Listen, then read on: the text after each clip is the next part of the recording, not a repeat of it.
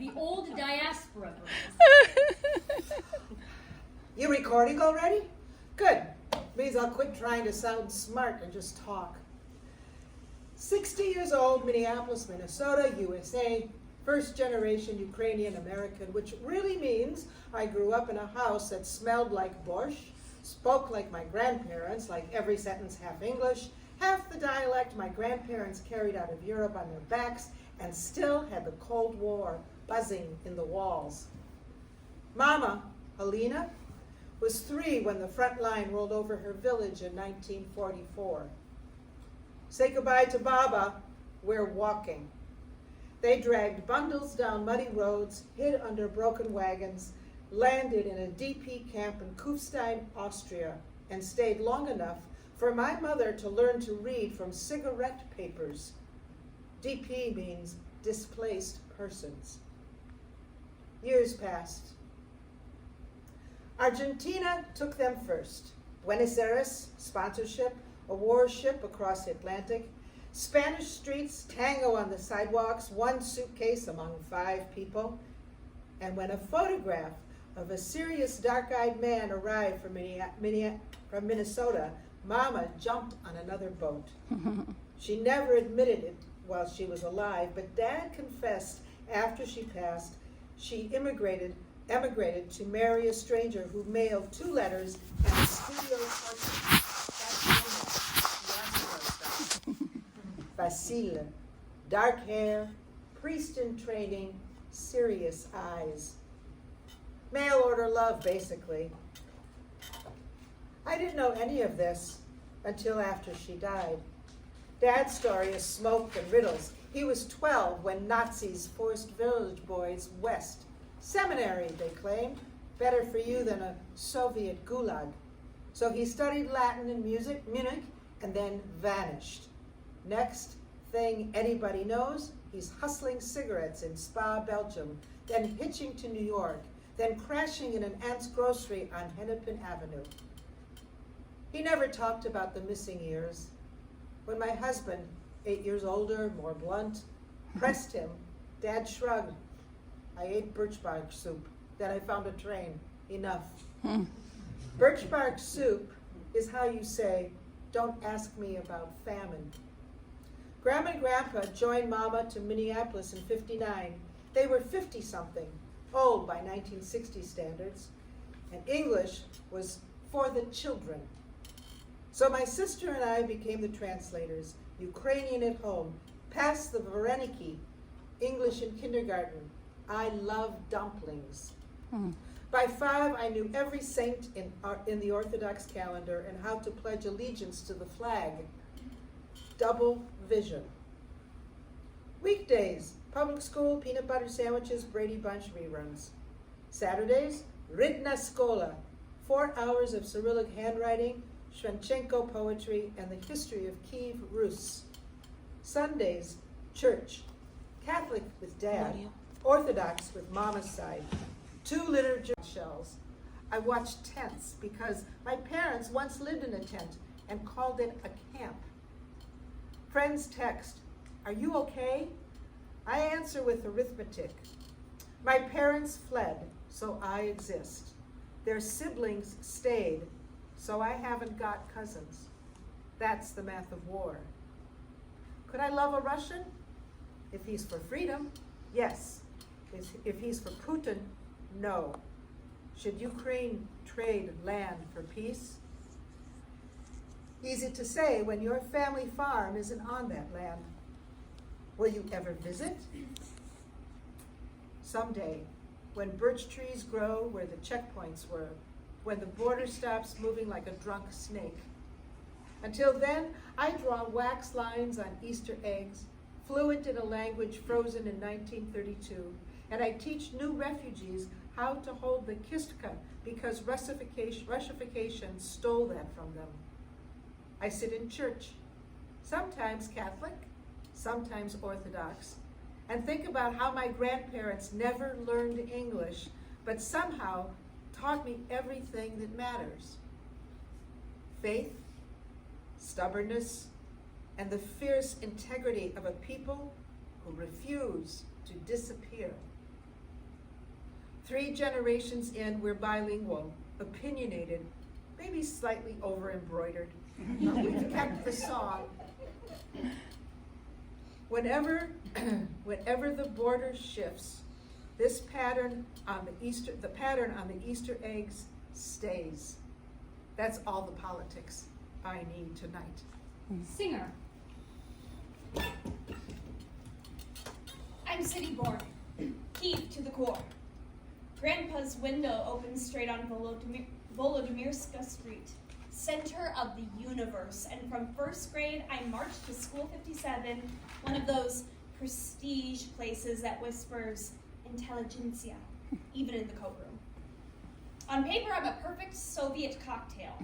Papa, Ukrainian party man, son of an architecture professor. Mama, Jewish granddaughter of an opera bass who studied in France until the 1930s swallowed him whole. Their love story, 5-year courtship, 24 rejections, then Papa marries Mama anyway, and his parents don't speak to him for 3 years. So, I grew up on Dermista with Grandma Sarah and Grandpa Senna, our apartment filled with Arya's forbidden matzah and the quiet knowledge that half the family was never coming back from exile. Singing saved me. The Kiev Opera was under renovation and recruiting kids for their choir. I went. At age 7 on audition, I'm belting a cartoon song. The panel says, higher. I go higher. Higher? I split the ceiling.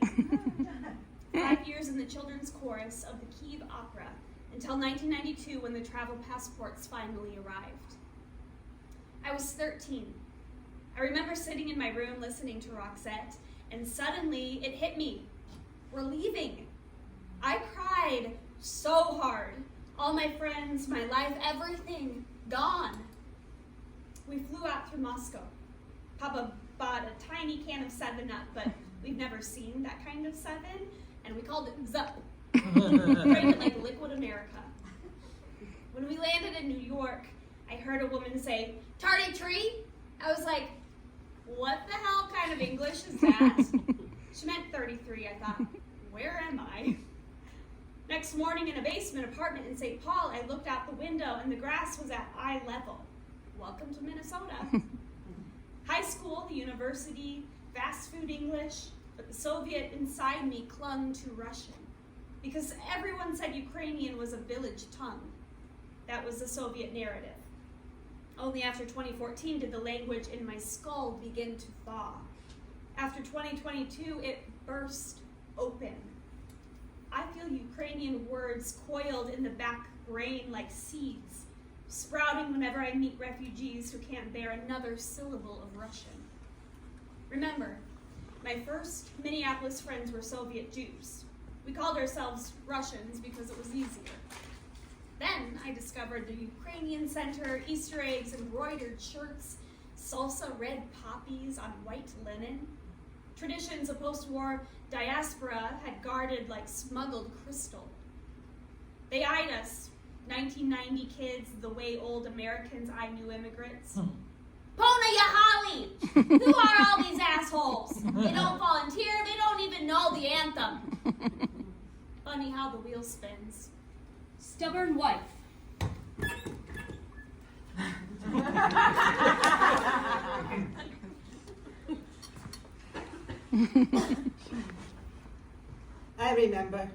I remember silence. The kind of silence that comes before the sirens.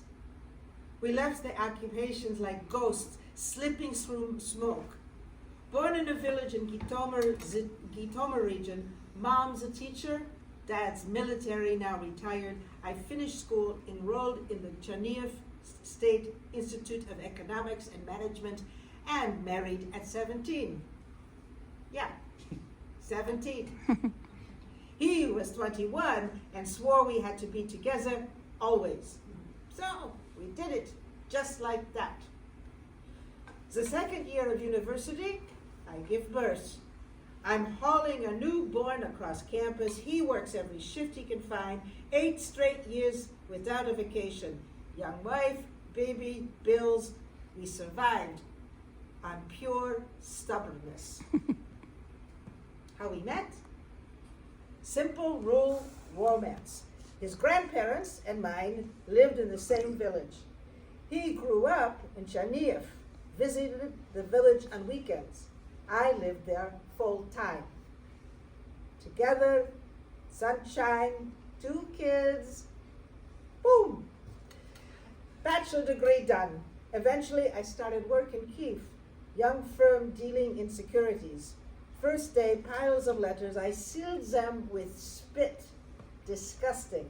I licked so many envelopes, I still taste the glue when I say the words financial startup. Then 2008, meltdown. Everything crashes. Back to Chernihiv with a single line on my resume. I walked the main streets taking copies of my CD into every bank. Bank CV, trash can. Bank CV, trash can. Until one bank branch manager in a razor-sharp suit says, go to HQ, ask for Valentine. Tell him I sent you. Security tries to block me. Who are you? I need to speak to Valentine. They call. He has no idea who I am, but he says, let her in. Young director, he looks at my resume. Turns out, we're from the same region. Bingo! He says, come back after New Year's. We'll be opening up a few maternity leave positions. January 2nd, I call him, and I called every day after that. Every day until he surrenders. Got the job. 8 months later, I'm training of the month. Sent to Kiev for workshops, and there, coffee break, a red-haired kid from Kherson whispers, want to upgrade? Give me your number. I know a guy. Yeah, right. Flirt alert. But 2 weeks later, he rings. Interview, VT Bank, tomorrow. Don't chicken out. I arrived. Hi, I'm here for Sasha. Reception. Which Sasha? Turns out Sasha is the chairman of the whole board, bank board. I flop into his huge office, spill the entire village girl saga. He opens my resume, laughs. Our grandmothers were neighbors. Bingo again.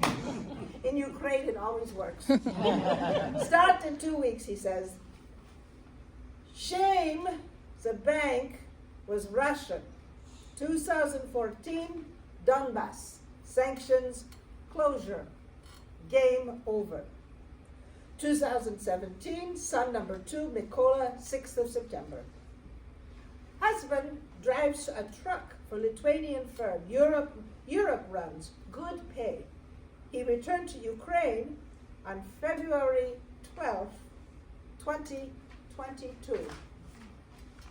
I'm jittery. Intel chatter. Talks about bridges and maps. Max, let's go west, just for a week. He laughs. You binge watch too many news. Relax. 23rd of February. I bake liver-filled pierogi. Kids climb on Max's lap. Apartment cozy. Windows sealed. A guitar player. I arrived in Minnesota in 1998, age 16, green card by the miracle of Jewish refugee. Mama sold cosmetics there, met her mama selling the same here. You know that brand? Mary Kay? The 2 women talked 3 hours on the phone, decided we might be cousins from the same small shtetl near Vinitsa, dragged me to a living room where a 21-year-old diva barely glanced at a 16-year-old in track pants. 5 years pass, KVN comedy team forms. We spoof Russian pop stars, Agutin and Barum, as immigrants in Minnesota. Our first duet. 1 year later, we're married. 20 years now, 3 kids, a garage full of band equipment. I play guitar in the Ukrainian band.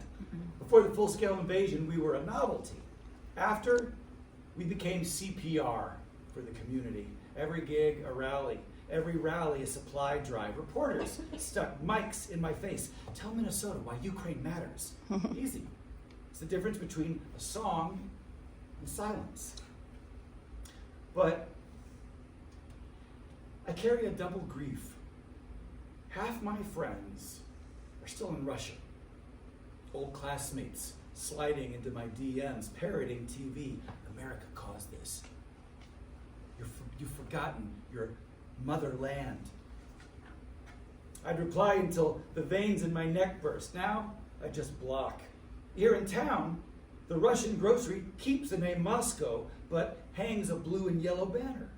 I begged every owner of Russian businesses, let's issue a statement. Pick a side. Most did. A few posted the Russian tricolor flag. They're ghosts to me now. Then come the moral puzzles. Ukrainian men of fighting age arriving through Mexico. Old diaspora mutters, draft dodgers. New arrivals reply, try protecting disabled parents in Kherson under shelling, then judge. I remember standing at the airport volunteering, holding posters, paperwork, donuts for Ukrainian soldiers who lost their arms and legs in the war, for whom the Protest Foundation makes prostheses. One refugee dad whispers, I sell pastries online so I can buy tourniquets. Who am I to measure bravery? Inside the Ukrainian center, lines are blurrier. A Donetsk guy speaks Russian. Should I condemn him? My Belarusian friend says what I can't. Either take up a rifle or take out a wallet, but don't take selfies. She is a Belarusian and a firefighter. She welds makeshift ambulances and drives them to Zaporizhia. Every time she visits, I change her oil for free. She laughs. I'm an Orthodox Belarusian. You're a Moscow Jew shouting, glory to Ukraine. Hell is confused. Good. Keep hell confused.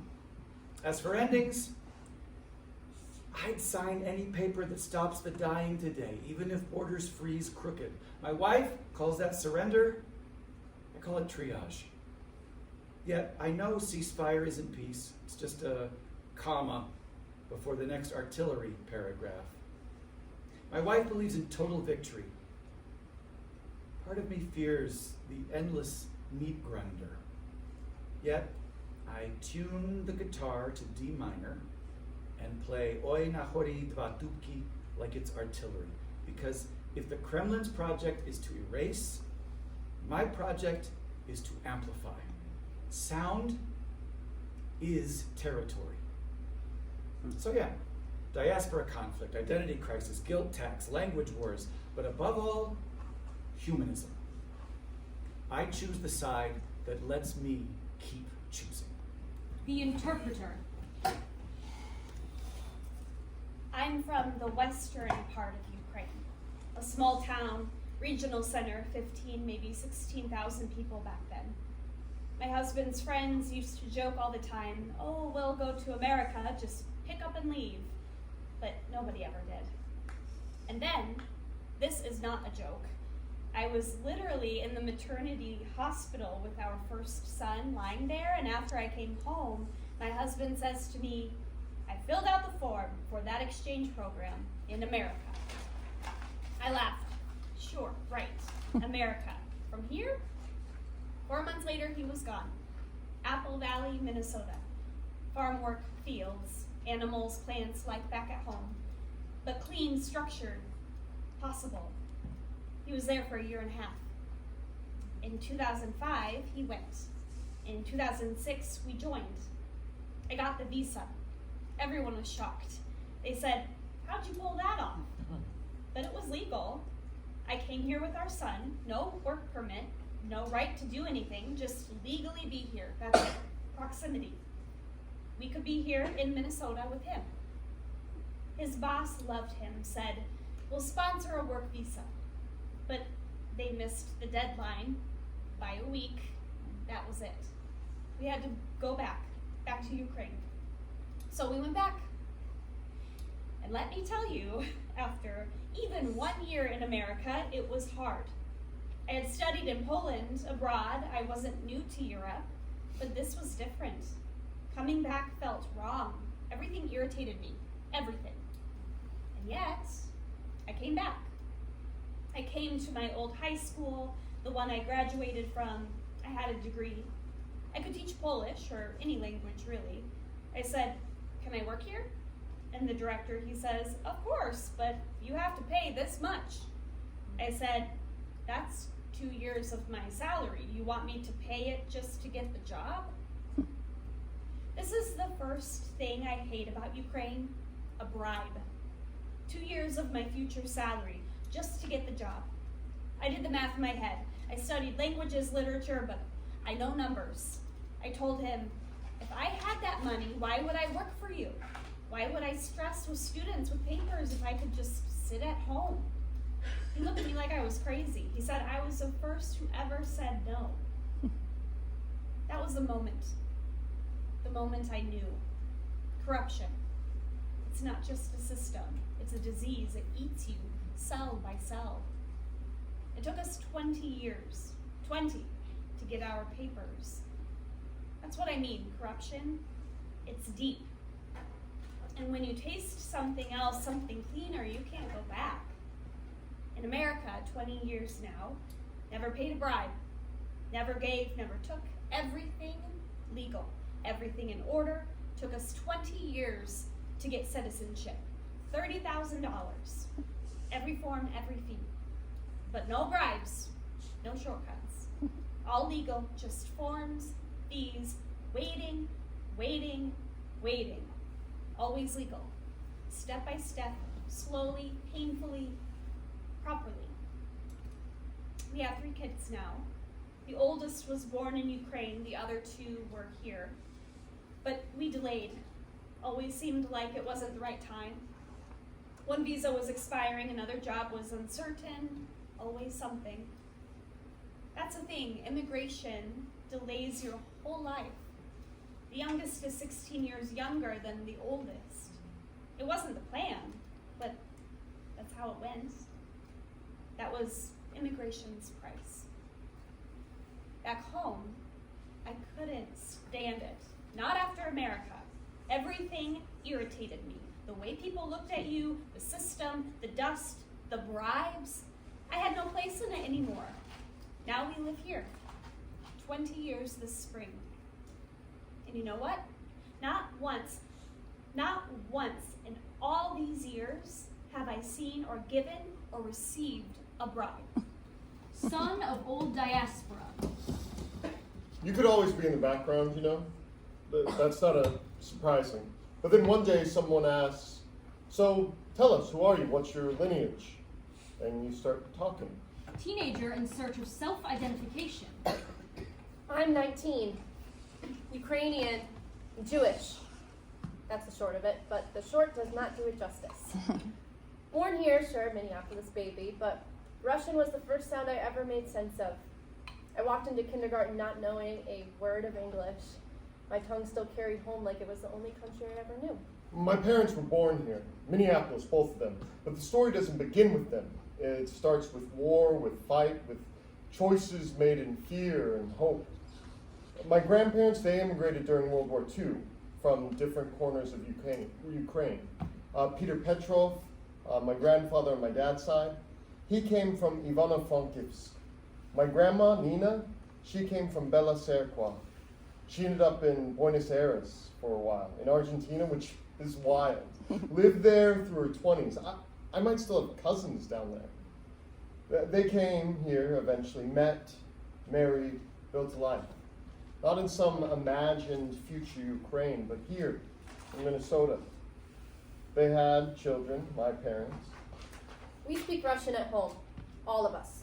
Dad's from Russia, by passport, not by soul. Mom's Ukrainian and half Jewish. Dad, full Jewish. So me, I'm like 75% Jewish, 25% Ukrainian, and kind of Russian. 100% confused when people ask me where I'm from. Growing up, it was like There was no question that we were Ukrainian. At home, in church, in school, I had to explain it to every teacher I met. I'm Ukrainian, my parents are Ukrainian. I wasn't born there, but I speak it. My very name carries the whole story before I even opened my mouth. I grew up in the echo of Ukrainian culture. Language, ritual, history passed through spoons of soup and lullabies. It's strange, isn't it? How something that once felt so simple, like language, becomes complicated overnight. At campus, they ask. I say, I'm Ukrainian, because now people know what Ukraine is. They recognize the flag. They hear my name. They hear the war. But when I say I'm Jewish, it gets harder. Since the full-scale invasion since October 7th, since the protests on campus started, I feel it. I feel it in how I introduce myself. Like I'll say I'm Ukrainian and Jewish, but I brace for the reaction. Suddenly I'm not the victim anymore. I'm the oppressor, the one to blame, the target of slogans shouted in protests I walk by every day, because somehow saying I'm Jewish makes people assume I'm part of the problem. And I want to scream, how am I the villain? When my people were at a music festival and they were killed by Hamas for being Jewish, how is that not the same? Sometimes I think I just shouldn't say anything. That silence is safer. But that's how you disappear, right? That's how identities get lost. But I'm also dancing Ukrainian hopak at our Ukrainian center, volunteering, going to concerts where my dad plays in the band, wearing the vyshyvanka on my cheek and face paint, handing out Ukraine bracelets like they're prayers. People know me. They know my parents. We're the kind of family that shows up. Loud, proud, all in. Well, my dad made it his mission, like a whole project. You will speak Ukrainian. You're going to Ukrainian school. I didn't want to, of course. But he said, you'll thank me one day. And yeah, I kind of do. Because I speak it better than my siblings. I've even been told when I visited Ukraine that I sound like someone's grandpa. Old school Ukrainian. That's what I grew up with. I went to Kyiv and Lviv once on my own during college in 2019. I walked into the Vyshyvanka festival in Lviv and felt this strange deja vu. It was like someone had taken all the little church events I knew growing up and just blew them up into a citywide celebration. I felt so close to it all, and yet I didn't belong. Everything was familiar and nothing was mine. That's the diaspora feeling. Close enough to touch, but never quite yours. It's a weird feeling. I went to Ukraine once in 2016. I was 10. We stayed in Kyiv. It was spring, supposed to be warm, but it rained the whole time, cold and gray. One warm day, I took off my coat, and this old man told me in Ukrainian, "Put it back on or you're going to get sick." I still remember that. And I still go to this Russian camp called Unplugged, started by moms who just want their kids to hold on to language for the families from everywhere. Kazakhstan, Belarus, Ukraine. But even there it's complicated. Some parents are pro-Russia, not mine. The culture part, the tradition, that faded out after the tanks rolled into Bucha. You draw a Ukrainian flag on your cheek. The other kids come up saying, I want one too. Even the Russian kids. The war in 2022, it hit us. Not physically, but emotionally. I was devastated for days. My dad watches Ukrainian news all the time. I tune in when I can. It brought new waves of refugees to our community, and I can feel the shift. They speak a different Ukrainian, post-Soviet, different slang, different vibe. There's a gap, even if we share roots. Do I hate Russians? No. I love Russian literature. I've studied the language. I think Russian culture is fascinating, but I also understand when someone says, I can't bear to hear Russian right now. I've had friends like that, Ukrainian friends who were raw right after the invasion. I felt it too. But I don't think banning Russian books fixes anything. You can't fight imperialism with more imperialism. If we acknowledge the history, really acknowledge it, then maybe we can move forward. But not until responsibility is taken. Without accountability, forgiveness is hollow. People say I should feel American, but I never really have. Family means everything to me. So no, I didn't apply anywhere else for college, just the University of Minnesota. I didn't want to leave. Didn't want my parents to pay more, didn't want to miss holidays. I wanted to be close. Here I can still dance. I can still go to the Ukrainian Center. I can still speak Russian with my grandma. I can still be all of me, even if it's complicated. I've thought about what happens with my own kids someday. Will they speak Ukrainian? Probably not fluently. Will they go to Ukrainian school? Unlikely. But I want there to be something, some thread that they can hold on to, even if it's not the same one I have. What has kept us going as a people? Stubbornness, quiet refusal to vanish. My grandparents worked hard, assimilated outwardly, preserved inwardly. American at work, Ukrainian at home. I believe in the spirit, that unkillable Ukrainian will. If there's a path to survival, that's where it begins. Some days I stop reading the news because every headline could be another heartbreak. My grandpa tells me where another missile hit. And I sit with that, quietly. But if someone says that they don't care, that Ukraine doesn't matter, I want to shake them and say, here is a list of names. Here's a list of dead. Here is where to read, where to donate, what you should know if you had a heart. Because my blood is in this. My story isn't just hashtags and colors. It's Vereniki at Kyiv. It's the bakery under my great-grandmother's apartment. It's my mom being sent to Kyiv Opera Studio. It's me, 19, loud, layered, and learning how to carry it all. Jewish, Ukrainian, American, kind of. The interpreter continued. Community here has changed. When we came, there was no FaceTime, no easy way to call home, just $5 prepaid phone cards. We'd go to Ukrainian stores, buy buckwheat, pickled herring, honey cake, eat, remember, cry a little. That's how we got through holidays. We found a Polish church because in Ukraine our Roman Catholic priests all came from Poland. There were no Ukrainian-speaking priests, none. Even 20 years later, my husband still says some prayers in Polish. But once our kids were older, we switched to an English-speaking church for them, so they wouldn't feel lost. That was a hard choice, but the right one. There's a Ukrainian center. It helps. Our kids dance there, Ukrainian folk dances. The older stopped, then regretted it. Now the younger ones continue.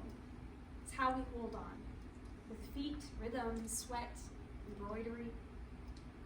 We didn't go to the Ukrainian church, so this was our community, through dance, through holiday, through culture. My son, he's 20 now, told me recently, "Why did you let me quit dancing when I was 15? I said, "I begged you. I threatened you. I bribed you. Nothing worked."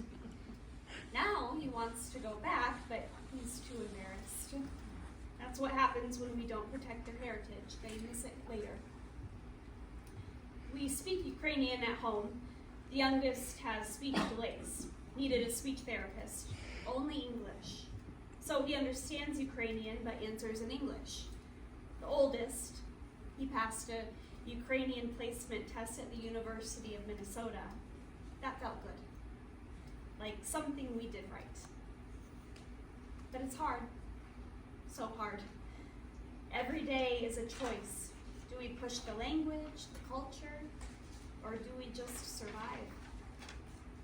Some families without grandparents lose it fast. Kids switch to English in a year. It's easier, lighter.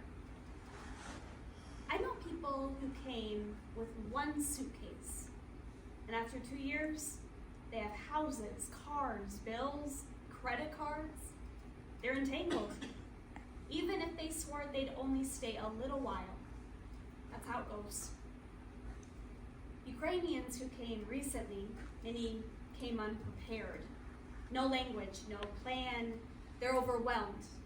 I get it. But some don't want to connect.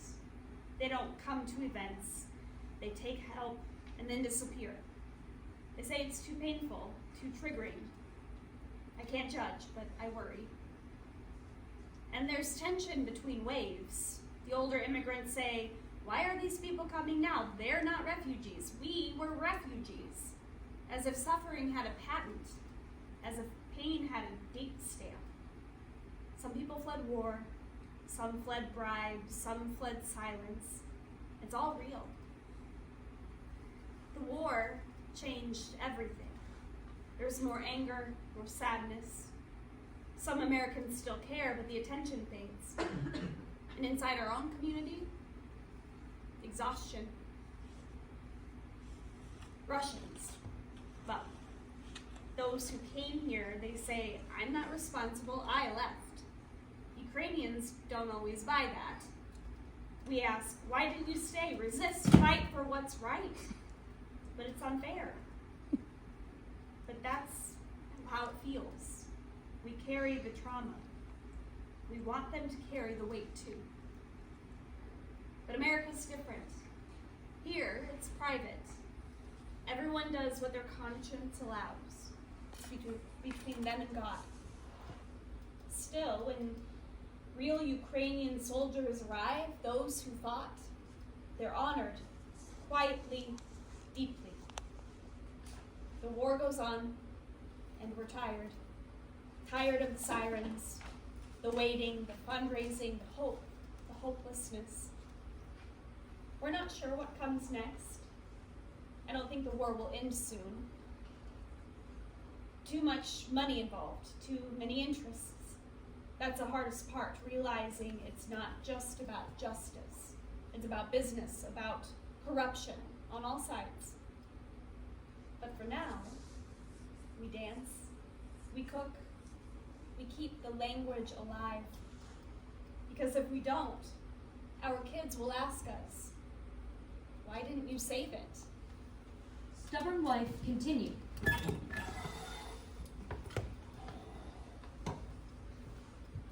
4:30 a.m., 24th of February. Phone. My godmother. Wake up! Bombing! Who's bombing? We're in the basement. I sprint to the kitchen, rip open the window. Black sky, flocks of crows screaming, distant booms, sirens.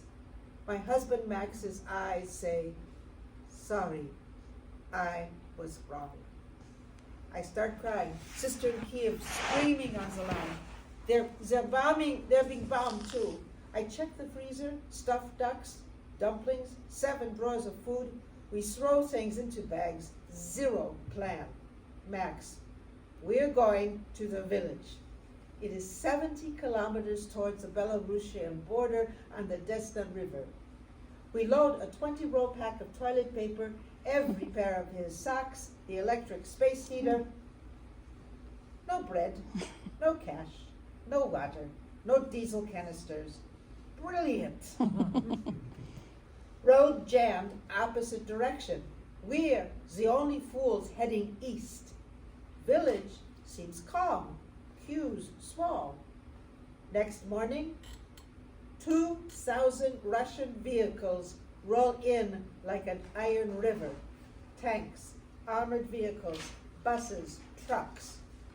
Tanks need a bridge they can't find. Their maps are Soviet 1986. Locals, not young, 65 plus, stand in the square. Hey lads, here to kill us? No, grandfather, civilians will be fine. We're going to a parade in Kiev. They really thought they were going to a parade. That Ukrainians are waiting for them there. That there will be a solemn meeting, flowers, a concert. My God. They tried the railway bridge. It collapsed. Some drowned. Some crawl back half naked. They're 19 years old in boots too big, begging for potatoes, swapping 200 liters diesel for a jar of moonshine. One day, they arrived at my old literature teacher's house, asked for water, potatoes. She gave them everything. My former literature teacher, she is retired Russian language scholar, lectures them at the gate. Boys, no Nazis here. Go home to your mothers. One of them cries. Mom and I hide food under the floorboards, then pull it all back out. Mom said, if they catch us hiding food, they'll shoot us. We'll give everything away. No heat, sporadic electricity, freezer thawing. We eat potatoes, barter for milk, fish, sacks of grain. Bank cards didn't work. No one needed money. Only specific goods mattered. Food, gasoline, clothes, gas in cylinders, medicines. It's like we're back to ancient dark times. I give you a bag of flour, you give me a piece of lard. I share the cereal, and they'll bring you a can of milk for the children. Mom hand sieves flour like it's 1943, bakes bread without yeast. I swap eggs for a walleye pike at 10 p.m., wearing a Soviet quilted jacket, wading through knee-deep mud. The only thing I bought in the village store then was cognac Disna. Never touched, saved for the victory. Russians build a pontoon bridge. Our army nails them. Earthquakes, we sprint to the cellar nightly. I sleep in boots, baby in hat, icon of St. Nicholas under my shirt, watching drones through cracked glass. Eventually, villagers found a way to give the coordinates to the Ukrainian army. The Russians were hammered by our artillery. For 3 days, the earth trembled. They are trying to retreat to safe positions. When the Russians finally retreat, the blockade begins, and with it, hunger. Half a loaf per adult every other day. We were happy. We got 2 loaves of bread for the family. We ate or dried one, and we could exchange something for the second one. Cash, useless. You pay with flour or gasoline if you have any. City of Chernihiv bombed into the Stone Age. My massage therapist from St. Petersburg, who witnessed how our neighborhood was bombed, dies of the shock 6 months later. 18th of March, my godmother phones. Evacuating under fire, buses shredded ahead of her. She survives. Kiev looks dead, but she broke out of the occupation. She's free. I tell my husband, we leave tomorrow. Singer continued. February 24th, 2022. Shock. Pure chemical shock. War sirens on my phone. Kyiv wakes to missiles. We gathered musicians, drank, stared into Telegram until our eyes bled. Within weeks, my husband's band was booked twice a week. Church basements, breweries, TV studios, anything to prove Ukraine exists. I packed tactical first aid kits, counted helmets, watched the Minnesotan cops donate riot gear. Now a fresh wave of refugees comes from Bucha, Odessa, Kherson, Kharkiv. Women with perfect nails and heels 6 inches tall. I thought, you fled a war in stilettos? But they worked hard. Many of them did. Still, the old diaspora whispered, they don't understand volunteering. They expect help. They don't give back. I get it. Some of them do act like they're owed something.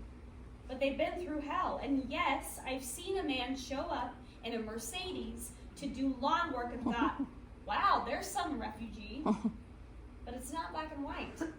None of this is.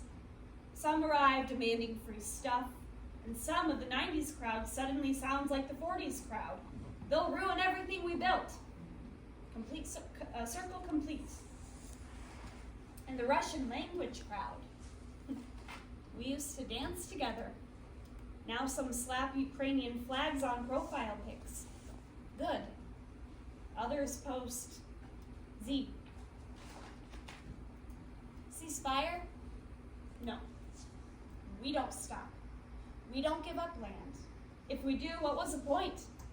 All those lives, all that sacrifice for what? So they can rest and attack again in 2 years? People tell me, be grateful. You're safe. Your family aren't drafted. I am grateful and guilty. My Kyiv classmates shelter in bathrooms. One of my dearest school friends, a talented translator, received draft papers at 47 and wrote me, "If I die, your childhood songs are my will." Suddenly war wasn't abstract. So yes, I say fight. Stubborn wife continued. We will try to leave the occupation zone. It's impossible to stay anymore. Max, my husband, protests. Laundry isn't even dry. Then throws the wet clothes in a bag, I yell. Mom flips cutlets off the skillet into a plastic sack, grabs a tub of cottage cheese. We drive. Checkpoints, searches. Every time our kids must empty their pockets. Soldiers half our age freeze in the cold. Mom hands them cutlets through the window. She didn't even see whose soldiers they were. She only saw the horror in their eyes, hunger and fear of death. It seemed that they were all dead already. But any of them could shoot us. Civilian cars and buses were shot at every step. Everybody was afraid of military saboteurs. No road signs, no GBs about to shoot. My husband will be killed, then a bullet will be shot into the gas tank and we will all be burned. I got out of the car. I wave my hand, I shout, "There are women and children here," and the sniper gestures to me so that we turn around and leave. Back we race, petrol fumes, and prayer. Finally, a lone kid in an old Soviet car shows us a detour. By dusk, we crawl into Kyiv. Blackout, barricades of trash trucks, and city buses. The city was ready for the attack. There's nowhere to go. Curfew at 8. We hit a gas station. Lights, oil, Coca-Cola. Kids cry from joy. It's the most incredible thing that you could pay by bank card. What happiness. Everything is there. You choose what you want. Candy, bars, chocolate, water, butter, and just pay. It turns out that all this time I received a salary on my card. I just couldn't spend it during the occupation. Westward again to Kreminets. Cutlets are gone, but my godmother arrives with Italian cheese and prosciutto from the Italian restaurant below her apartment. Feast of the century. It was happiness. Just eat good food, cheese, olives, drink wine. We decided to go further with the children, to Germany. Border rules, men only cross if disabled, guardian, or father of 3. We have 2 boys. The husband understood that he would not be allowed to leave. A plan, kiss Max goodbye, women go alone. But something pushes me. Ask the guard anyway. My husband was against it as usual. What's the point? Why? The rules are clear. But I snatched his passport from his hand and went to the border guard. Can my husband leave Ukraine with us? I showed him the documents, my husband's Lithuanian residency card, and the official stamp in his passport. We got it for him a while ago as a tax dodge, nothing more. You know, a small bureaucratic trick so that my husband doesn't have to pay taxes in Ukraine. Officer flips the passport, returns it to my husband. As a Lithuanian permanent resident, you may accompany your family across the Ukrainian border. I never thought that our Ukrainian habit of cheating this state a little when paying taxes would be life-saving for our family. But that's how it turned out. Max's knees buckle. Mother sobs, kids cheer, and 17 hours later, 21st of March 2022, we roll into Germany. A year later, we are in Minnesota. I kept the cognac Disna. No one is allowed to touch it till we toast the day Russia is gone from our land. And then, God as my witness, I will drink to the crows, to the half loaf, to every kid who carried water through shellfire, and to a husband who finally listened when his wife said, "Let's ask one more question." The end of part one. Century. He came here to this land, worked the iron mines 3 times. Imagine, back then, traveling from Transcarpathia to Minnesota 3 times, back and forth. Each time he brought something special, things like bicycles and umbrellas. Even today, back home, there's a village called Luta, where they still call wooden shingles shingles, because he brought the apparatus back from Minnesota. You see, language remembers. He brought America home. He brought hope, machines, tools, a future. And on my side, we were Bulgarians who ran from the Turks, ended up in Odessa. We tried to leave for America once. They were so close. Everything was packed, the house was sold, but by the time they were ready, the immigration program closed down. So they stayed in Odessa. Started life all over again. But the dream never died. Years later, I became a doctor.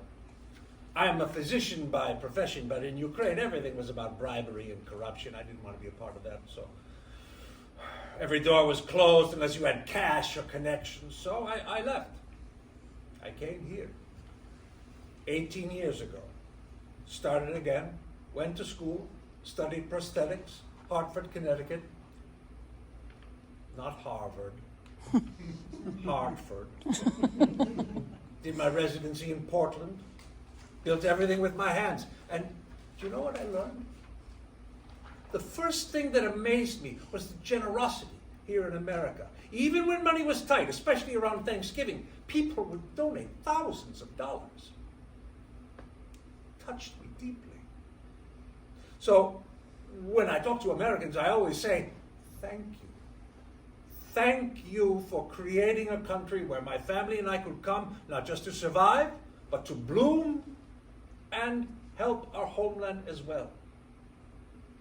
Ukrainians in America donate not because they have, it's because they know what hunger feels like, what fear is.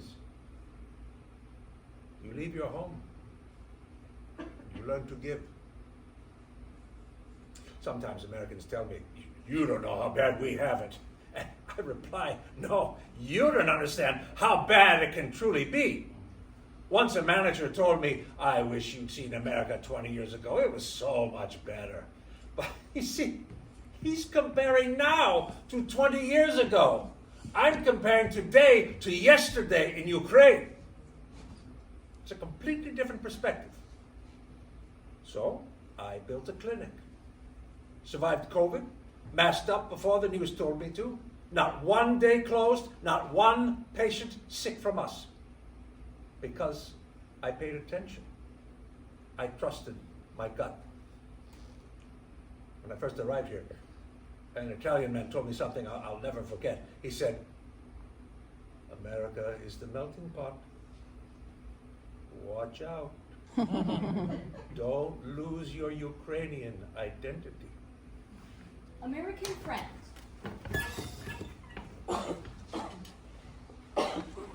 I'm a single mom, just me and my girl. 20 years ago, I flew to Chernivtsi, Bukovina, Western Ukraine. I didn't speak the language, didn't know the roads, just knew my daughter was there, Ukrainian-born angel. I adopted my daughter 23 years ago from Chernivtsi. She was 19 months old, barely 17 pounds, tiny as a whisper. Couldn't walk, couldn't talk. Just this sweet little person who looked at me with these wide, quiet eyes and smiled when I came in. That was enough. That was everything. I started with Russia, adoption. I mean, they shut the door. The agency said, "What about Ukraine?" One woman told me, "You don't sound like a Russian mama. You sound like a Ukrainian mama." I laughed. Whatever, I said, but maybe she was right. We were in Ukraine for 2 weeks. That's fast. A week in Kiev, a week in Chernivtsi. I met my girl on a Monday, walked out of that orphanage with her on Saturday. She was mine from that moment. We flew to Warsaw for her visa because the embassy in Kiev couldn't handle U.S. immigration back then. And I remember in Warsaw, they pulled us to the front of the line, just, "You're American, you go first." It felt weird. But we got home. We made it home. When she was about 6, we got involved in the Ukrainian community here. I wanted her to have roots, identity, not secrets. I told her from day one she was adopted. No mystery, no shame, just truth. I'm Swedish American, and identity matters to me, so I figured it might matter to her too.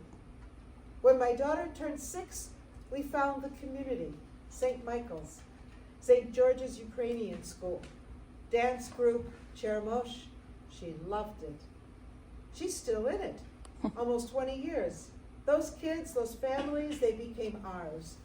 Chicago, Canada, even Lviv, they've performed all over. It's not just dance. It's life. It's a lifeline, a bridge. We went back to Ukraine in 2017, met her birth siblings, her brother and sister. That was emotional.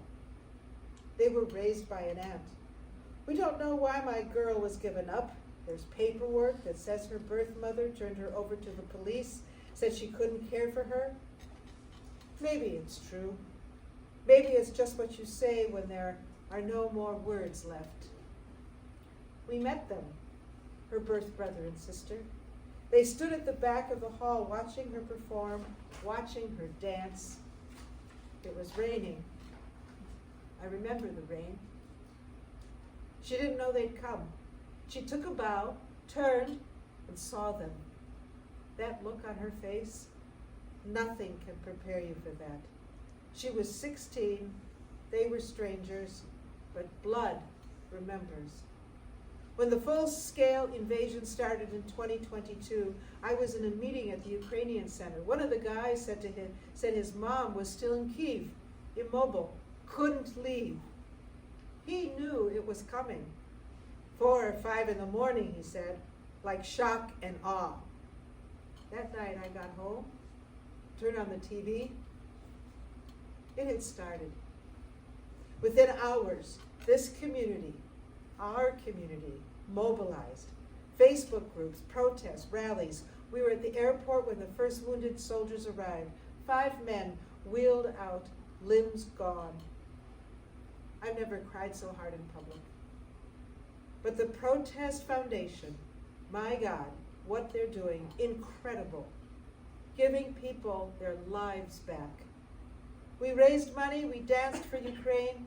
Chermosh performed again and again, not for applause, for resistance. I'm not Ukrainian, I get that. But I help, I share, I donate, I serve on boards, and I listen. The blind deminer. I was a sapper, 30 years in service. I disarmed mines and dug them out of the ground. After school, I entered the military institute at Kamenets-Podilsky. Graduated a career officer, Rozminuvanya. That was my job. De-mining, digging death out of the soil. I served before the full-scale war in Luhansk, Khmelnytsky, Vinnytsia, Zakarpattia, everywhere. Because our land, our Ukraine, she's been stepped on by too many boots. First World War, then the Second. In 2014, every time they leave their teeth in the ground, shells, mines, the hidden bones of war, I pull them out every day, every week, with hands, with heart, with patience. In 2022, they sent me to Izium, Kharkiv region. 8 teams under me, more than 120 men. I was their commander. I had to go check a site. The road, we knew it. My guys drove ahead. I followed in my own Jeep. They had a Korean car, narrow wheelbase, and I have a Land Cruiser, big Jeep, wide. My wheels were wider. There was sand on the side of the road, and a wheel from my side hit this sand. I remember the flash, then the sky, blue, azure color even, some green, blinding array of sunlight, then nothing. They told me I flew 13 meters through the air, landed in pieces, left leg gone, right foot gone, eyes burned, gone, blood everywhere. 3 days later, I wake up, Kharkiv, one more surgery, other leg gone. And you know what? I felt relief. No legs, but relief. Infection had spread. Then came the fever, burning, hallucinating. I poured bottled water over my head just to cool down. Doctors discovered meningitis. The infection reached my spine, my brain. They pumped me full of antibiotics, 2 full IV bags a day. Some of them cost over 100,000 hryvnias a dose. It's like more than $3,000. I calculated nearly 2 million hryvnias just to kill the infection.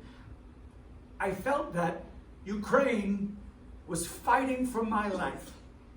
Ukraine spares nothing to save me, although I'm not a soldier anymore. Cut off slice. But for some reason, my life is of value to my nation. I'm Ukrainian, and my Nenka Ukraine takes care of me.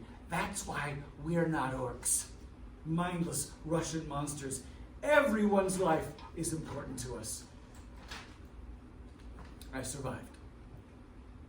But the price of survival, it's not just physical. Your mind starts playing movies. I kept dreaming I'd been captured, that I was under interrogation, that the medic treating me was my jailer. Doctor continued. Right before the war started in Ukraine, a friend, a pastor from Dnipro, came to visit. First, he didn't want to see me. He preferred an American specialist. Eventually, though, he realized that what I could offer was far superior. I worked on his prosthetics day and night because his visit was short and we could feel war was coming. At the same time, a Bible verse kept echoing in my head from the book of Esther. Maybe you were made queen for just such a time as this. Then the war started. Ukraine, our home. My daughters immediately wanted to fly to Poland and volunteer, but I said, no, let's see where God has put us. What can we do here, right now, practically, effectively? And I thought, what can I do? What do I have? Not politics, not guns, but prosthetics, legs, arms, dignity. So literally everything started in my kitchen. My Belarusian friend Yuri called me and we began brainstorming how we could help Ukrainian refugees arriving in Minnesota. We made a simple video. I said, I'm a Ukrainian doctor. I can help you with prosthetics. Please apply here. And suddenly, this little video went viral. 150,000 views in 2 weeks. Applications started piling up. At first, my employer resisted. They wanted to be focused on making money, not helping refugees, but I'd had enough. I built a clinic for them right before COVID, fought through lockdowns, survived riots downtown. We never closed, even one day. Still, when the war began, my employer was more worried about insurance issues than helping people. So I said, okay, enough. I set up a fabrication shop in my garage and started helping people. People came from Poland, from Kyiv, from Kharkiv. Men with missing legs, women with mangled arms, kids. Burned, broken, alive. I built legs, I built arms. I cried. NovaCare gave us space to see patients regularly, multiple times a week. Then came the Larson family. Slumberland Furniture. They prayed. They had prayed for people to help, and suddenly we appeared. They generously gave us space, encouraged us, and we started growing rapidly. Miracles happened. We got our nonprofit status in 2 weeks. It's unbelievable. The U.S. Embassy connected us with Homeland Security. Senator Klobuchar supported us, and now we're opening our 4th clinic. 4th. We have 1 here and 3 in Ukraine. You understand? A prayer answered by a man who makes prosthetics in his garage. I traveled to Ukraine 5 times last year, and each trip drained me emotionally and physically. It takes weeks to recover, but we don't stop. Volunteers, 150. Staff, 32 and growing. My kids, all of them, they worked for 2 years, no salary. They said, Papa, this is our mission. Recently, 2 of them began studying prosthetics themselves, inspired by what we've done. Our youngest twins just turned 12. My dream is creating something sustainable, where we have a nonprofit supported by a for-profit side, where money from insurance helps fund charity. It's a moral mission. Blind to minor continued. Still, I made it here to protest Clinic of Dr. Yakov, to America, to this land of clean air, clean sheets, and doctors who don't take bribes and who look you in the eye, if you can still see them. And when I got here, I met other guys, double amputees, blind like me, some missing all 4 limbs, and yet we smile, we fight, we lift kettlebells, race in wheelchairs, we make jokes about who can eat faster without hands. You know what hurts the most? It's not the blast, it's not the darkness. It's knowing that over there, across that cursed border, Putin is still sending boys to kill, to steal, to rape, to destroy toilets because they've never had one of their own. Udmurts, Buryats, Yakuts, small nations of Russia who, instead of fighting for their existence, for their language, culture, independence, became the main suppliers of cannon fodder for their Fuhrer. Sent like cattle, promised vodka, given guns, told lies. The costume designer. I'm 25. Moscow by passport, anywhere but Moscow by heartbeat. 3 years out in Mankato, Minnesota, 3 languages in the pocket. Russian for family, English for the study, German for the landlords. My parents gave me that. I was raised in the best family you could imagine. My parents took me and my brother abroad all the time. Museums, architecture, history. They expanded our minds. My brother lives in South Korea now, 3D artist. His wife's a lawyer. Everyone in my family has 2 degrees. Education, culture. That was our home. Moscow was never home. Not for me. We've been abroad many times. At 7, it was thrilling to land at Sheremetyevo, read cafe, and feel clever. Look, Mama, Russian letters, home. At 17, the same letters meant something very different. Russia is closed. Home no more. I'm a costume designer. Patterns, drape, bias, story. He and I met in 9th grade. Physics and mathematics, high school. We were nerds in different ways. He followed me for years, quiet, awkward, never bringing flowers. When I first met him, he tried to explain the Rayleigh scattering, you know, the theory of why the sky is blue. I nodded like a bobblehead and counted stitches in his eyelashes. He thought I was fascinated by wavelengths. I was fascinated by the boy who knew big words and offered to carry my backpack to the subway station. Then came his army year. VDV, paratrooper. He returned shaved to the bone, joke-proof, dream-proof. Twice I invited him for coffee. Twice he vanished. Ashamed, he explains now, to show me the prisoner-like haircut. March 2020, quarantine. My parents' dacha. A 7G tower over the pines. Midnight to 5 a.m. we sat on Zoom. Me with half-stitched bodices, him in a fur ushanka hat, you know, that Russian hat with the ear flaps, to cover that barrack scalp. By the time the borders reopened, we'd mapped each other's skeletons. As soon as he could ride the metro again, we were living together, packing 2 suitcases marked, try something better. Volunteer. I was born in Tajikistan, Tatar mother, whole line of Tatars. After I was born, we moved to Moldova, 12 years there, and then it began, the nationalism, the flags, the tension, early 90s. My parents said, no, we're out.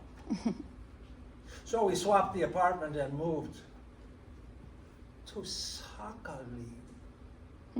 Seriously? What normal person will go to Sakhalin? It's like flying to Mars. Yeah, the island. Edge of everything. My mom was a doctor, but also a kind of shaman. Alternative medicine, you'd call it now. Back then, she opened the first integrative medicine center in Moldova. They organized retreats, camps for adults. Called one of them Explosion of the Mind. They did cloud dispersion, like literally they tried to part the clouds with their minds.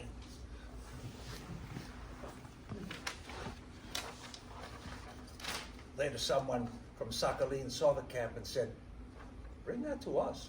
And they did. At 15 and a half, I graduated high school and left home. 3 years later, I graduated with a physics degree at 18. And then I came to the US. I transferred my credits, enrolled at Purdue University in Indiana, got a bachelor's and a master's in computer science. And then Minnesota, big tech company, pacemakers, heart rhythm devices, the irony, right? I write code to keep hearts beating. Then 2022 happened. I was in Disney World when the invasion began. My daughter next to me, Mickey Mouse on the horizon, and on my phone, helicopters bombing Kyiv. It was surreal. Cartoons and carnage, side by side. I felt so alone, useless. I was in Florida for a month. I tried to send money, but I needed to do more. My people were in Minnesota, already organizing things. I wasn't there. So I called everyone I knew. Old KVN friends, comedians, organizers, nerds. They were everywhere. Boston, New York, Chicago. Doing something. The costume designer continued. Moscow calls itself the best city on earth. I call it a mall built on a mass grave. I loved exactly one place there, our apartment on Vodny Stadion, the point of departure. Now every time someone hears my accent and asks, from Russia? I want to sew an apology into my sleeve, hand it over like a boarding pass. I'm sorry for the t-shirts in Red Square, for the cops who herd poets like cattle, for the boys with the Z's spray painted on their skulls. When the full-scale war started, my Ukrainian classmates wrote to me, "We know it's not you." Most did. But if you who are from Lviv throw a punch, you are the enemy. I don't answer with flags. I answer with freight. Second-hand helmets from Vienna to Lviv, old theater curtains cut into tourniquets, money from my pattern gigs wired to volunteers I've never met. I'm not a patriot of any country that bans color, not a hostage of any anthem. My loyalty is to the people who think critically, who know a swastika even when it's wrapped in a tricolor ribbon. There are crimes on both sides, but war never makes anyone clean. But the aggressor, the one who started it, must be held accountable. You take one dictator away and his court and let the rest of us breathe. Until then, I'll keep cutting cloth, because cloth remembers. Blood shows on silk, on wool, on polyester, no matter what the propaganda. IT student. I'm 25, ex-private first class 98th Guards, Airborne Division, Russian Army. I'm studying computers. My wife is a costume designer. We left Russia together. We decided it was time. There's a saying, if you want to persuade a man to agree with you, then be ready to kill him. I do believe it is true. In my regiment, 50 conscripts, 50 contract vets. Half of my barrack had fought in Donbass in 2014, in a war that officially never happened. Some came back with metal in their heads, twitches in the trigger finger, laughter that stopped too fast. Did they lecture us about patriotism? No need. The system teaches obedience the way mold teaches bread, just by being there. You wake, you scrub, you run, you chant, "Vrag vakrug," enemy around. Enemy is always around. After a month, you don't ask who the enemy is. After 3, you don't ask why. Goal, survive 12 months. If you die, you die. That's the whole curriculum. I was done with the army. Shaved, hid under a fur Yushanka hat. She called. I ducked. I wasn't me. I couldn't function. I believed Moscow was the best city, that I lived in the best country, that we had the best minds. Bauman University was our pride. The rankings said so. I couldn't admit to myself that other people in other countries lived better. I had excuses. They pay more rent. They have no history. We have Tolstoy. We have Victory Day. We have Sputnik. Forming with one arm. I'm from Kryvyi Rih, Ukraine. City so long it stretches past your memory. 120 kilometers of iron and sweat and fire. The capital of Ukrainian metallurgy. Longest city in Europe. And the narrowest. Legend has it that the Zaporizhia Cossack, wounded and nicknamed Kryvyi Rih, a crooked horn, left the military service and settled in the confluence of the Saksagani and Ingulets rivers. The winter farm he founded eventually became a village.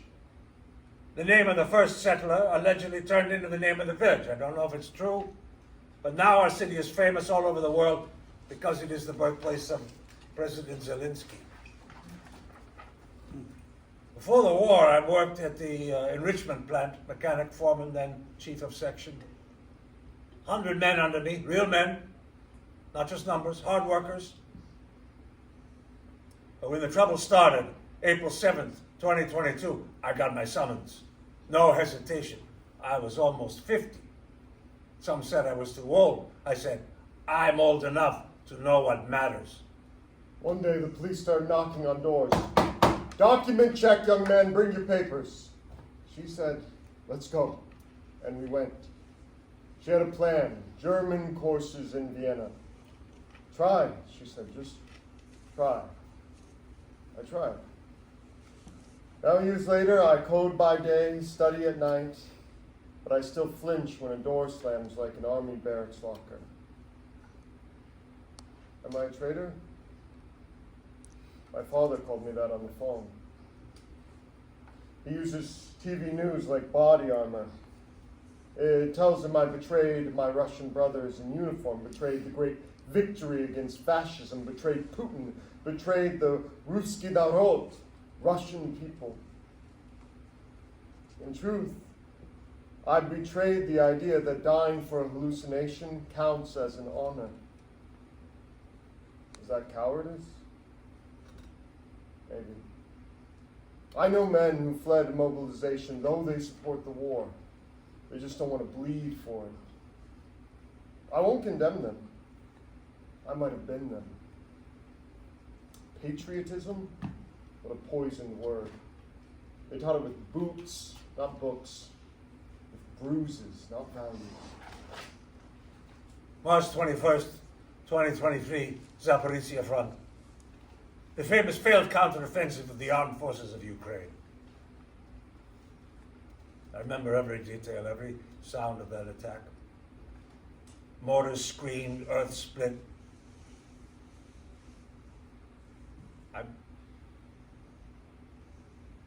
I remember the light first,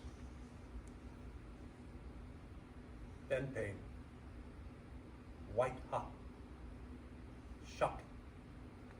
My arm, gone, ripped away like page from a notebook. What saved me? Constant training with doctors, training on how to survive in case of injury, how to stop the blood, how to survive the pain. Many people were too lazy to go to these trainings, and I was like an excellent student. Factory habit, do everything qualitatively. I remember how everything was. 3 tourniquets. One fell, my hand shaking, but I got the second one on. I saved myself. My brothers in arms couldn't reach me for 20 hours. Drones overhead. You saw it all on YouTube. I saw it with my own eyes. The drones like bees buzzing closer, then further. But my brothers, my pobratimi, they came. They got me out. I woke up in Zaporizhia, then Dnipro, then Kyiv. 3 cities, dozens of doctors, machines beeping, kidneys failing. They said I almost didn't make it. But here I am. They say it's about sacrifice, about dying for your country. What would I do if I had been drafted last year? I don't know. I'd like to say I refused, but the machine is strong. I felt its gears once. Obey, survive, apologize later. That's how the wheels keep turning. Peace between Russians and Ukrainians? One day, yes.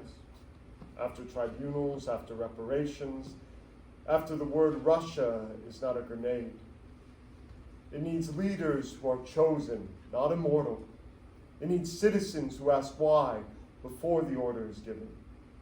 Citizens whose first loyalty is to the conscience, not to a map drawn in the last century. My wife, she stood by me. My family, my rock. She said, honey, let's go to the Invictus Games. Competitions for the disabled, like the Paralympic Games, only for disabled veterans. I laughed. I had no arm. My body was still screaming, I'm 50. She said, so what? You're still you. I tried the gym. Just to stand was a mountain. Then came walking, then lifting. Now I lift 16-kilo kettlebells. Came second place.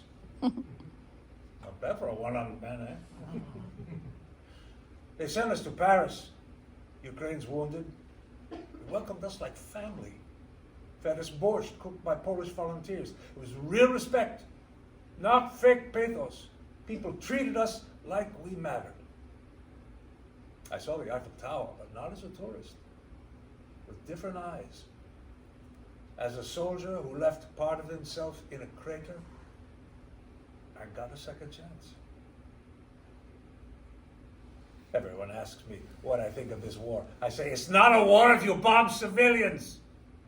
Be a man, fight men, not children, not women, not homes and kitchens and schools. We're in the 21st century. What kind of army steals toilets and microwaves? They're not soldiers, they're looters. Mercenaries, convicts, black jackets, black hats, black hearts. Their Russian mothers were promised washing machines in return for the battered corpses of their sons. I still believe we will win. Because we must. Because if we don't, what would I lose this arm for? I'm not a patriot of borders. I'm a patriot of the possible. The version of myself that studies, the version that cries when my wife packs helmets to ship to Ukraine. The version that prays, the men from my old battalion live long enough to stand trial and maybe learn mercy. The soldiers I knew from my regiment, they're fighting again, in Ukraine, against Ukraine. They believe they are heroes. Some told stories, some were silent. I understand why men drink, why they shoot themselves, why they can't speak of what they saw. If being here in Mankato makes me a coward, fine. Better a breathing coward than a righteous corpse. Better a deserter from a lie than a medal-wearing piece of cannon fodder. Line Deminer continued. I saw the worst of it. I saw the shells fall on civilian towns, mothers, kids. What kind of war is this where you bomb homes, not armies? You want to fight soldiers, not kitchens, not playgrounds. They think they can bomb the soul out of us. They think they can take our homes, our limbs, our eyes, and we'll stop being Ukrainians. But we're made of harder stuff. And I'll tell you one last story. Something to make you laugh. Back in the day when I was still serving, we had some Russian cadets visit. They came in acting tough. Big mouths, small brains. One of them bragged, in the Far East, I was so cool that I ate polar bear meat. I said, oh yeah? Must have been a fine meal. Later that night, I brought out a plate of salo, cold lard, and said, look, guys, I found polar bear meat for you. He bit into it like he was conquering Siberia. It was obvious he never tried anything like that. Then he choked. He yelled, what the hell is this? I said, Ukrainian delicacy. Keep chewing and save the swagger for another time. Oh, we laughed. Even now, I remember the confused look on his face. Don't play games with Ukrainians. You'll lose. Break your teeth, and that's it. They took my legs. They took my eyes. They'll never take my spirit. I am a Ukrainian soldier, and I'm not done yet. Volunteer continued. I realized refugees are coming. I set up a Facebook page, built a team. Some people stayed, some left, but we got to work. Then I met Yuri. He worked through churches, wagon loads of refugees. We merged our forces. He's fiery, I'm slow and steady. He says, let's get them driver's licenses. I say, wait, let's plan. But it worked. Then came the prosthetics. Yuri met Yakov, God of prosthetics, and boom! May 2022, the Foundation Protez was born. Since then, 380 people have received prosthetics, 10 of them kids. Some came with no legs, some with no arms, some missing both. We gave them limbs, we gave them hope, And then we send them back. Some soldiers go back with prosthetics, back to war, to the front lines, fight. I asked one of them, why? He said, because my guys are still there, in the trench. How can I sit in a cafe while they bleed? Brotherhood. That's why they go back. One of them, call sign Bear, a sniper, lost a leg, still fights. Sends us videos from the front, cool as hell. Another guy told me when he was being carried off the battlefield, he knew he'd live. But he also knew the guys carrying him, they might not. You carry that kind of guilt forever. Sometimes I ask myself, why not help wounded Russians too? And the answer is, because it's not the same. Ukrainian soldiers didn't choose this war. Russians did. Or at least, they didn't say no. There's a difference. We're not an immigration office. Sorry, this isn't a resettlement pipeline. Most go home. It's cruel, but that's how it works. But some we keep. Very rarely, exception. The kids, like the boy without an arm and his mom. And the people who come to us, they arrive broken, psychologically flattened, haunted. We meet them broken, crushed, silent. 4 weeks later, they're laughing, dancing, making dark jokes. One guy told me after I said, let's wait a bit, he said, easy for you to say, you can stand. I laughed for half an hour. They joke about their legs, about their arms. They joke because it's the only thing left that they own. And damn, they're funny. We meet them at the airport like heroes, with flags, bread and salt, songs. The whole city shows up. Even the airport staff knows, oh, it's the prosthetic group again. We throw a party every time because joy heals. Because laughter stitches wounds no scalpel can touch. Mother in search of justice. I'm 34. The mother. My son is 11 now, 8 when the invasion hit. I call him my sparrow. We landed here in America on August 3rd, 2022, 4 months before Spain. Spain was warm to us. Classy clinic, plastic surgeon guy hears about my son, shows up. I'm a plastic surgeon, let me fix the stump free. When we left Ukraine for Spain, my sparrow had sepsis. He had an open wound, half of it sewn up, half open. Surgeon did beautiful plastic surgery on his arm and didn't take a penny from us. He does gorgeous work. I'm grateful. But Spain didn't offer us a free prosthesis. So next plane, Minnesota.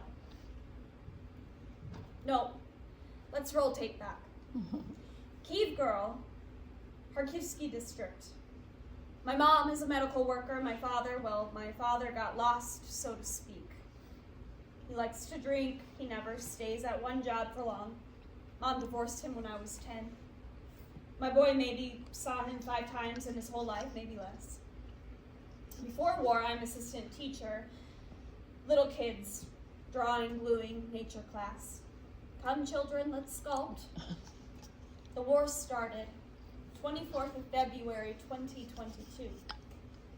3 days later, a rocket takes out the house opposite ours in Kyiv. We grab 1 suitcase, papers, winter coats, food from fridge, so it won't rot, we think. 15 days. Everyone says war will be done in 15. My boy's dad, we have never been married, and to be honest, he has a different family, a wife and a child 3 years older than mine. But Sirhi treated us well and supported us, let's say. He drove us to his parents' house in a village outside Bucha. On the road, it was chaos. We barely made it out before they closed Kyiv entirely. 5 hours traffic. Half an hour later, tanks blocked the road. Lucky we shot through. My sparrow was coughing, sick, and it was freezing cold. February. Initially, we went to his father's house, but his wife Sasha and their son were also there, so soon tensions began. I decided to move temporarily to my mom's empty house in a village nearby. Our villages were literally across the highway from each other. My boy stayed briefly with his father. We planned that he'd join me after the house warmed up. In 2 hours, only 2 hours. My God. I dumped my boy with his dad. Go warm up my parents' dacha, 10 minutes away, a plan. He'll bring the kid once the house heats. Few hours and boom. The cell tower, gone. Bang, no light, no signal, nothing. Between our two villages are Russians already. Tanks versus tanks, road shut, can't reach my kid. I couldn't get back to my baby. I couldn't call, couldn't reach him at all, and then the bombing began, heavy shelling, tanks firing, the hell. Then the shell lands on my parents' house. I finally reach Sasha. She's screaming, "My child is dead. Sirhi is dead. Your boy's alive, but his arm is gone." Her child was dead. 11 years old only, nice boy. Dead. But my son was alive. Wounded, but alive.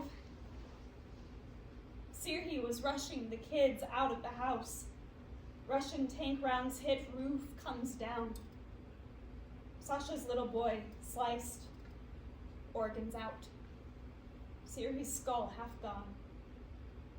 My son survives only because his dad hugs him, taking the blast with his back. It's like it's in front of my eyes. My son's arm around his father's neck. His father took all of the shrapnel in his back, and my baby's arm was torn off. This woman, Sasha, was in the hospital with my son. I was in shock. She said they couldn't get him to the hospital immediately. Russian tanks blocked the roads, delayed him for hours. My child's life was saved only because they correctly applied a tourniquet. Sawed to where the tourniquet was tied.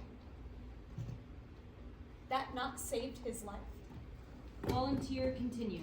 We don't take money from governments, not Ukraine, not America, zero. Churches help, donors help. Sometimes we open our account and there's nothing, and the next day, $20,000 appear.